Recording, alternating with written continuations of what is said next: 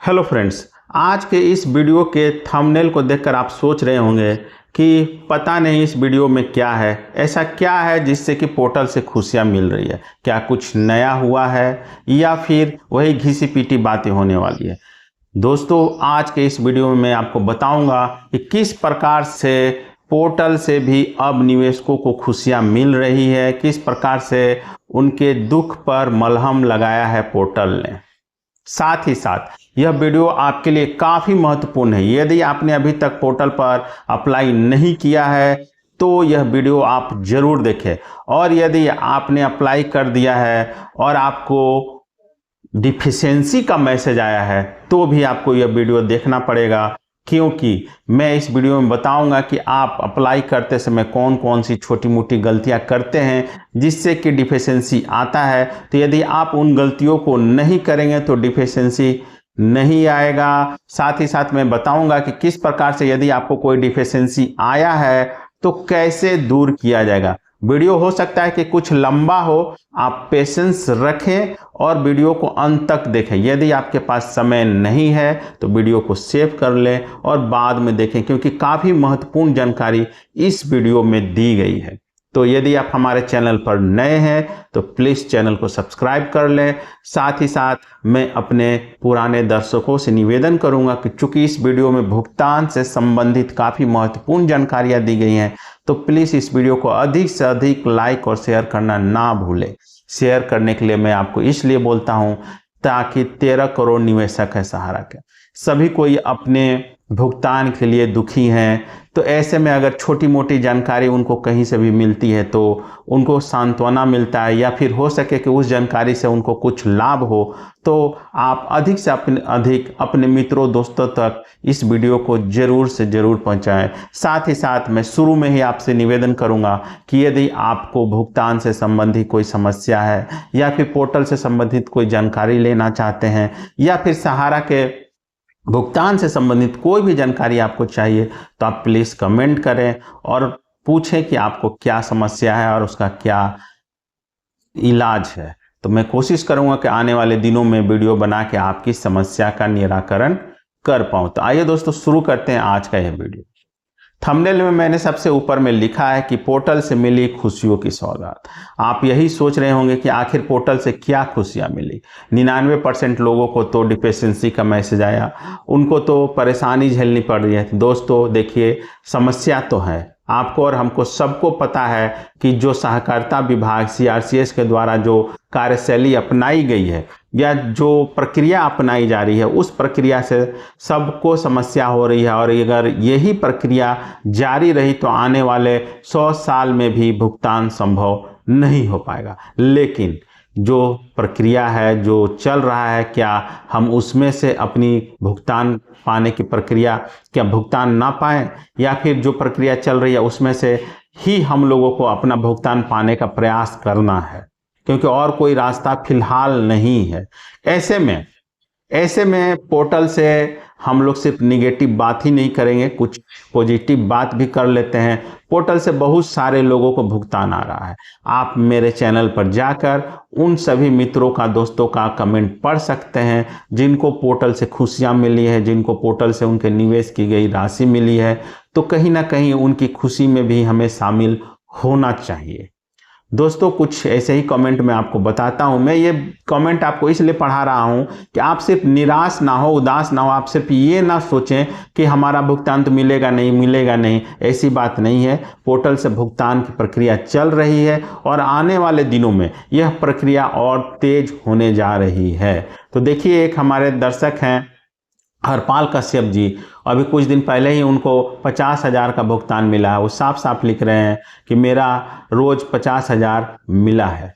एक और दर्शक हैं आरोही शर्मा जी हैं, ये भी लिख रहे हैं कि मेरा तो आ गया 10,000। तो इनको 10,000 रुपये का भुगतान मिला है। इसके अलावा एक और दर्शक हैं जो कैलाश जी हैं, ये लिखते हैं कि सर मुझे 50,000 की पहली किस्त आई है, बड़नगर जिला उज्जैन, कैलाश माली। तो इस प्रकार आप देख सकते हैं कि लोगों को 10,000, 50,000 तक का भुगतान हो रहा है। ऐसा नहीं है कि भुगतान बिल्कुल नहीं हो रहा है, समस्याएं हैं, लेकिन जो प्रक्रिया है हमको उसी प्रक्रिया को अपनाते हुए कोशिश करना है कि हम अपना भुगतान प्राप्त करें।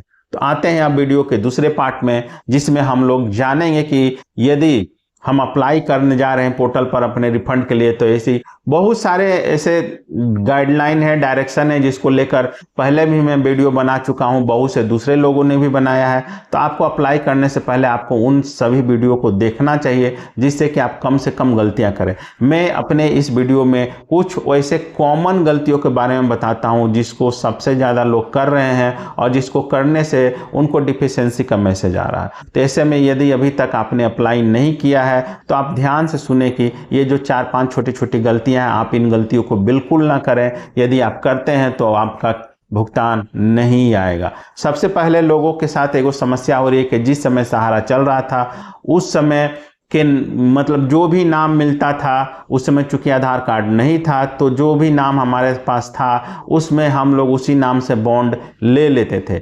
बाद में जब आधार कार्ड की आया तो हमारा जो ओरिजिनल नाम था, जो सही नाम था, या फिर जो भी हमने आधार कार्ड में नाम दिया और बॉन्ड का जो नाम दिया, बहुत सारे लोगों का दोनों नामों में अंतर है। तो इसमें जिन लोगों के बॉन्ड में और आधार कार्ड के नाम में अंतर है, उनको डिफिशियंसी का मैसेज आ रहा है। तो उन लोगों के लिए एफिडेविट की प्रक्रिया अपनाई गई है। आप CRCS के पोर्टल पर जाएं, वहां पर आप PDF में इसका फॉर्मेट दिया हुआ है, आप जाकर उसको डाउनलोड करके उस एफिडेविट को भरकर आप अप्लाई करते समय इसको करें। यदि आपका आधार में नाम और बॉन्ड में नाम अलग है, लेकिन यदि थोड़ी मोड़ी 1-2 स्पेलिंग ही गलत है या फिर टाइटल में अंतर है, तो ही ये एफिडेविट काम करेगा। यदि पूरा का पूरा नाम ही अलग है तो एफिडेविट काम नहीं करेगा और आपको समस्या होगी।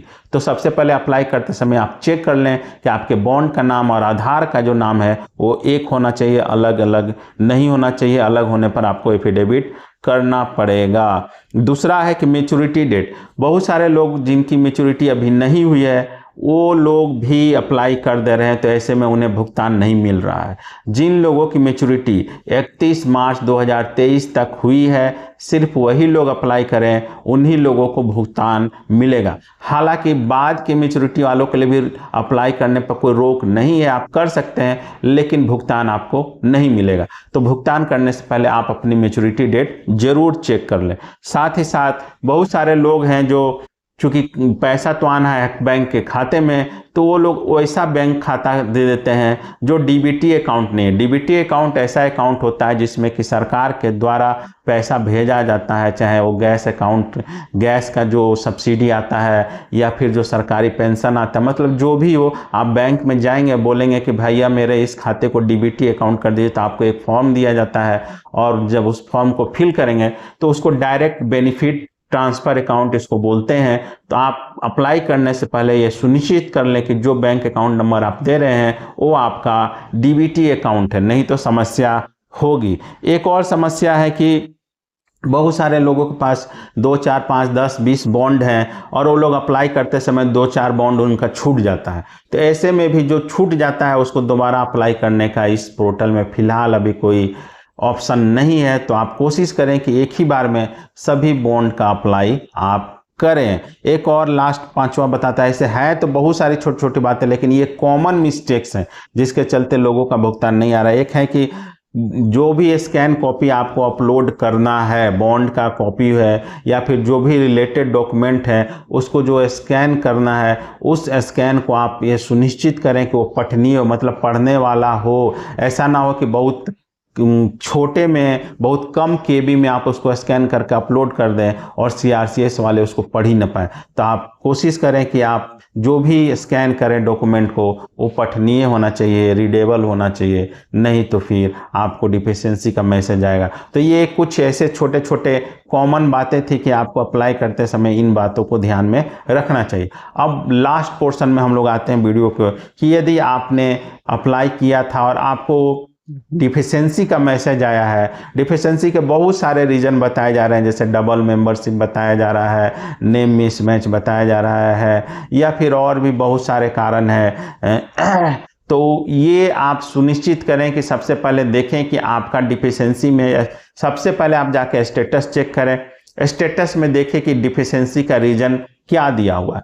जो भी रीजन दिया हुआ है आप सबसे पहले उस रीजन को दूर करें और दूर करने के बाद ही रीसबमिशन रीअप्लाई करें, नहीं तो फिर नहीं हो पाएगा, समस्या होगी। बहुत सारे लोगों को मैसेज आ रहा है जिनको हम लोग डिफिशियंसी नहीं बोलेंगे, जैसे कि अंडर प्रोसेस या स्क्रूटनी अंडर प्रोसेस शो कर रहा है, तो ये डिफिशियंसी नहीं है। आपका जो एप्लीकेशन आपने अप्लाई किया है रिफंड के लिए, उसकी जांच अभी चल रही है, जांच की प्रक्रिया चल रही है, तो अंडर प्रोसेस में है, आपका रिजेक्ट नहीं किया गया है, आपको डिफिशियंसी का भी वो मैसेज नहीं है। आपको समय पर उसको धैर्य बना के रखना है। जैसे ही आपका द्वारा जो डॉक्यूमेंट अपलोड किया गया है और जो CRCS के पास जो डॉक्यूमेंट सहारा ने दिया है, जैसे ही दोनों का मिलान होगा आपका भुगतान आपके खाते में आ जाएगा। तो यदि आपको अंडर प्रोसेस या स्क्रूटनी का मैसेज आया हुआ है